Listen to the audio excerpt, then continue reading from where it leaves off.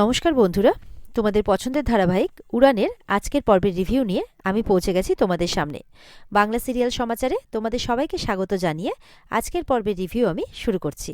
মহারাজ হাতে করে একটা কাচের বোতল নিয়ে এসেছে, ওপর দিকটা ফুটো করা, মানে ওটা একটা টাকার বাক্সের মতো আর কি। মহারাজ বলছে, দেখুন, সংসার চালাতে তো একটা পয়সা লাগে, তাই না?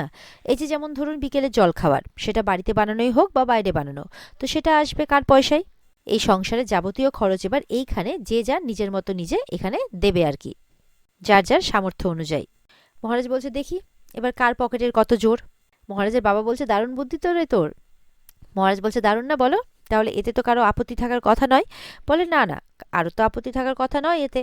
পকেট অনুযায়ী যখন মিসেস মুখার্জি সবকিছু ভাগাভাগি করেই দিয়েছেন, তখন এটাতে আপত্তি থাকার কথা নয়। কি পূজা, তাই তো? মহারাজ বলছে পূজাকে। পূজা বলছে, ছাড়ো না, তুমি কি এরকম চিন্তা ভাবনা রাখো নাকি? রাখো না তো, তাহলে কেন? মহারাজ তখন বলছে, না না, সেটা কতজন বোঝে, সেটা তো সবাই বোঝে না, না তো বোঝাতে হবে তো। সোমনাথকে বলছে মহারাজ, এই যে যেমন ধর রাস্তায় যদি গাড়ির টায়ার পাংচার হয়ে যায়, তাহলে গাড়ি কি জোরে চালানো যায়? যায় না তো। আর ঠিক তেমনই বাপের টাকায় না বেশি দিন উঠতে নেই, একদম উঠতে নেই। হ্যাঁ, অনেকে উড়ে ফেলেছে। শিব তখন দুঃখ করছে, বলছে যে আমি যদি একটা চাকরি করতাম তাহলে আমিও কিছু কন্ট্রিবিউট করতে পারতাম। তখন পূজা বলছে, না, তোমাকে এখনো কিছু দিতে হবে না, তখনও কিছু দিতে হবে না, দাঁড়াও আমি আসছি। এই বলে পূজা নিজের ব্যাগ থেকে টাকা বের করে সেটাতে রাখছে, বলছে আজকে বিকেলে জলখাবারের দায়িত্ব আমার। তখন মহারাজ বলছে, না, এই তুমি করে করে না আজকে সবাই তোমার মাথায় চড়ে বসেছে। মহারাজ বলছে, কাজ কে করবে? পূজা। যত অপমান লাঞ্ছনা গঞ্ছনা কে সইবে? পূজা। পূজার হাত ধরে বলছে মহারাজ, বলছে, শোনো, এই হাত আমি আজ ছাড়বো না, যা করব দুজনে মিলে একসাথে করব। প্রিয়াঙ্কা তখন মনে মনে বলছে, অটোওয়ালা বর তার ফুলবালি বউ, যেন মনে হচ্ছে নিজের যোগ্যতা কত নাকি। বলছে, তাদের আবার দেমাগ কত, আমার সাথে খেলতে নেমেছিস তো, এবার হাত পা বান্ডিল করে ফেরত পাঠাবো তোদের। এই সমস্ত কথাবার্তা হতে হতে সেই বোতলের মধ্যে মহারাজ কিছু টাকা দিয়ে দেয়, পূজাও দেয়। তো সেই সময় সেখানে কিন্তু নস্কর আর তার দলবল চলে আসে। তাদেরকে দেখে তো বাড়ির সবাই অবাক হয়ে যায় যে কি ব্যাপার, তারা হঠাৎ করে এখানে কেন। মহারাজ বলছে, তুই এখানে কেন ঢুকলি? তখন পূজা দৌড়ে যায়, বলে, মিস্টার মাথা গরম, দাঁড়ান, আপনি দাঁড়ান।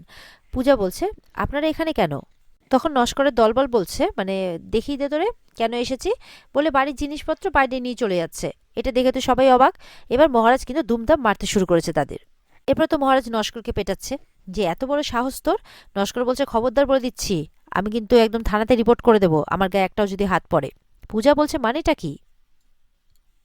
মহারাজ বলছে, তোর মাথা খারাপ হয়ে গেছে? নস্কর বলছে যে এক্ষুনি যদি বাড়িটা খালি না করিস তাহলে কিন্তু পুলিশে ফোন করব। নস্কর বলছে, এই বাড়ি এখন তোদের নয়, এই বাড়ি আমার। পূর্ণিমা তো শুনে অবাক, কি বলছে এসব? তখন নস্কর বাড়ির কাগজটা দেখিয়ে দেয় তাদেরকে। বাড়ির দলিলটা দেখে তো অবাক। পূর্ণিমা বলছে, এটা তো আমাদের বাড়ির দলিল। মহারাজ বলছে, আমাদের বাড়ির দলিল ওর কাছে গেল কি করে? প্রিয়াঙ্কা তো এবার খুব ভয় পেয়ে গেছে, কারণ যা করার শয়তানিটা তো ওই করেছে। এবার পূর্ণিমা, পূজা সবাই তো বলছে যে মিথ্যে কথা, এই বাড়ি কিছুতেই বিক্রি হতে পারে না। মহারাজ বলছে, কেন হতে পারে না?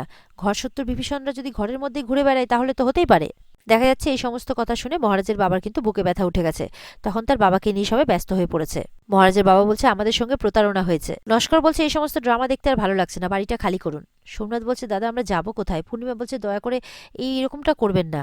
বলছে, দেখুন ওনার কি অবস্থা। পূজা বলছে, এইভাবে দুম করে বললেই বাড়ি ছাড়া করা যায় নাকি? সময় দিতে হয় তার জন্যে। বলছে, পূজা ডার্লিং, তোমার জন্য তো সময় দিতেই হয়, যাও, তোমার জন্য আমি সবাইকে 2 দিন সময় দিলাম, তবে এ বাড়িতে নয়, বাইরের গার্ডেনে। নস্কর বলছে, হ্যাঁ, গার্ডেনে থেকে 2 দিনে বাড়ি দেখে নাও। মহারাজ বলছে, এই 2 দিনে বাড়ি দেখবো না বাড়ি ফিরিয়ে নেবো সেটা আমাদের ব্যাপার। যদি বাড়ির জিনিসে হাত পড়ে না তাহলে এই হাত আমি কেটে দেবো। যদি জেলে আমাকে যেতে হয় তাহলে তোকে মেরেই জেলে যাব। মহারাজের বাবা তো ভেঙে পড়েছে যে আমাদের সবকিছু কেড়ে নিল, তোর ঠাম্মির আর আমার বানানো বাড়িটা চলে গেল আমাদের মাথার উপর থেকে। মহারাজ আর পূজা বলছে, না, এই মাথার ছাদ কেউ কেড়ে নিতে পারবে না, আমরা কাউকে কেড়ে নিতে দেব না। এরপর নস্কর এসছে দলবলকে নিয়ে, বলছে, এই যে বাগানে যা, তালা লাগাবো। এই বলে সবাই বাগানে বেরিয়ে যায়। মহারাজের বাবা তো চারপাশটা ভালো করে দেখছে, মহারাজের মাও, সাথে মহারাজও। পূজা বুঝিয়ে মহারাজকে নিয়ে যাচ্ছে যে চলো, এই বাড়ি ফিরে পাওয়ার লড়াইটা তো আমাদেরকেই করতে হবে। এরপর তো গার্ডেনে যথারীতি তাঁবু খাটিয়ে খাটিয়ে শুয়ে বসে আছে মহারাজরা। মহারাজ তার বাবাকে বলছে যে এ, শুয়ে পড়ো, একটু শোয়ার চেষ্টা করো বাবা। পূর্ণিমা তো পুরো হাত পা ছড়িয়ে একদম মন খারাপ করে বসে রয়েছে, তার সামনে পূজা বসে আছে তার মাকে সামলানোর জন্যে। মহারাজের বাবা বলছে, আমার ঘুম আসবে না রে, এ বাড়ির প্রতিটা ইট আমার বুকের পাঁজর, আমি আমার মাকে মুখ দেখাবো কেমন করে বলতো? পূর্ণিমা বলছে, কার কুনজর লেগেছে আমার এই সংসারে আমি জানি না, আমার এত বড় বাড়ি ছেড়ে সবাইকে আজ রাস্তায় বসতে হলো। মহারাজ তখন পূর্ণিমার কাছে এসে বসে, বলছে আপনার মনে আছে যে আপনাকে এই বাড়ির দলিল ফ্রড প্রিয়াঙ্কা আপনার হাতে তুলে দিয়েছিল, আর সেটা আপনি আলমারিতে সযত্নে রেখেছিলেন? সেই দলিলটা ফ্রড নশ্বরের কাছে গেল কি করে ভেবে দেখেছেন কখনো? পূর্ণিমা বলছে তাই তো।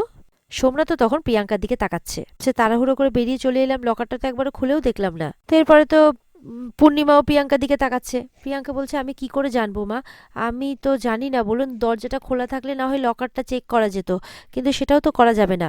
মহারাজ বলছে আমি দরজাটা ভেঙে লকারটা চেক করে আসছি। বলছে না না পূজা, তুমি আটকাও ওনাকে, কেননা না হলে তো পুলিশ আসবে, আর পুলিশ এসে আবার ধরে নিয়ে চলে যাবে, তখন তো আরো মুশকিলে পড়বো আমরা। তখন মহারাজের বাবা পূজা সবাই বাধা দিচ্ছে মহারাজকে। পূজা বলছে মহারাজকে যে আমাদের মাথার উপরে মা সিদ্ধেশ্বরী আছে, তুমি কোনো চিন্তা করো না, উনি কোনো না কোনো রাস্তা ঠিক বের করবেন।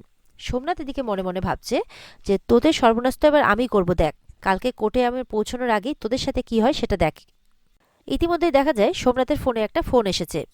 ফোনে কথা বলে বলছে ও ইন্টারভিউ এখনই, আচ্ছা কত টাকা স্যালারি, আচ্ছা আচ্ছা আই এগ্রি, আচ্ছা আমি এক্ষুনি আসছি। এই বলে সোমনাথ দৌড়ে তার মায়ের কাছে গেছে, বলছে একটা বড় কোম্পানির থেকে আমার কাছে অফার এসেছে, চিন্তা করো না, আমি এই চাকরিটা পেয়ে তোমাকে তোমার বাড়ি ফিরিয়ে দেব। প্রিয়াঙ্কা বলছে যে এই সিচুয়েশনে আবার কেটে পড়ার তাল করছে না তো। প্রিয়াঙ্কা বলছে দেখছেন মা, এত আঘাত পেয়েও আপনার ছেলে কিন্তু আপনাকে একা ছাড়ছে না, আমি ওর সাথে থাকবো। এই বলে সোমনাথ প্রিয়াঙ্কা দুজনে সেখান থেকে কেটে পড়ে। মহারাজ বলছে কি মিসেস মুখার্জি, আপনার ছেলের নাটকটা দেখলেন তো? তাছাড়া কোন কোম্পানি রাতের এই টাইমে আপনার ছেলের ইন্টারভিউ নিবে বলে অফিস খুলে বসে আছে? মহারাজের বাবা বলছে মনে হয় এই বাড়িতে কেউ কোনোদিনও চাকরিই করেনি, কেউ কিছু জানেই না, আমরা বোধহয় সব ঘাসে মুখ দিয়ে চলি। মহারাজ তখন পূর্ণিমাকে বলছে সবকিছু বোঝার পরও এখনো চুপ করে থাকবেন, কিছু বলবেন না? বাহ চমৎকার, একদম অন্ধ ভালোবাসা। পূর্ণিমা বলছে আর কি যে তোমরা সারাক্ষণ সোমনাথের উপর কেন দোষ দাও বলো তো, তোমরা ওকে বিশ্বাস করো না কেন সবাই? বলছে আমার কথা ভেবে ছেলেটা এত কষ্ট পাচ্ছে, ও রাত বিরেতে ছুটলো ইন্টারভিউ দিতে, তোমরা কি ওর ভালো দিকটা দেখতে পাও না নাকি? পূর্ণিমা বলছে উফ বাঁচতে দেবে না আমায়, নিজেরা অকর্মণ্য, কারোর ভালো কি তোদের সহ্য হয় না নাকি? মহারাজদের বলছে বলছে নিজেরা তো করিস না পারিস না, সোমনাথটা আমার জন্য করে তাও তোদের সহ্য হয় না।